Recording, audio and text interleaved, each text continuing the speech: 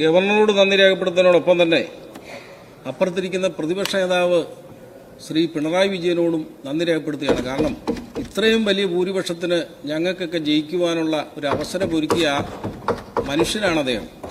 Sir, PRD സ്ഥാപിച്ച LDF അല്ലാതെ മറ്റാരുണ്ട് എന്നുള്ള ബോർഡുകൾ കേരളത്തിൽ എല്ലാ ജംഗ്ഷനിലും ഇപ്പോൾ ഉണ്ട്. അത് മാറ്റരുതെന്നാണ് എനിക്ക് മുഖ്യമന്ത്രിയോട് അഭ്യർത്ഥിക്കാനുള്ളത്. ആ ബോർഡുകളാണ് ഇന്നിപ്പോൾ UDFന്റെ ഐശ്വര്യം. പിണറായി വിജയനോടൊപ്പം അദ്ദേഹത്തോടൊപ്പം പ്രവർത്തിച്ച മറ്റ് മന്ത്രിമാരോട് ഞാൻ നന്ദി രേഖപ്പെടുത്തുകയാണ്. സാർ, ആദ്യം എനിക്ക് നന്ദി രേഖപ്പെടുത്താതെ തിരുവനന്തപുരത്ത് എടുക്കുകയാണ് വി ശിവൻകുട്ടിയോട് നന്ദി രേഖപ്പെടുത്താതെ പറ്റില്ലല്ലോ.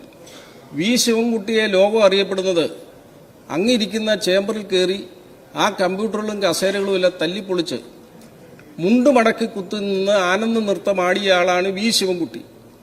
അന്നാണ് ലോകമാദ്യമായി ശിവൻകുട്ടിയുടെ ശുഷ്കാന്തി ലോകമെമ്പാടും കണ്ടത്. കേരളത്തിലെ ഒരു MLA ലോകത്തെമ്പാടും അദ്ദേഹത്തിന്റെ ശുഷ്കാന്തി കാണിച്ച ഒരു സമയമായിരുന്നു അന്ന്. ഞാനന്ന് ഈ നിയമസഭയിലെ അംഗമായിരുന്നു. സാർ, ഇന്ന് തിരുവനന്തപുരം MLA മാരോട് ചോദിച്ചാൽ അറിയാം.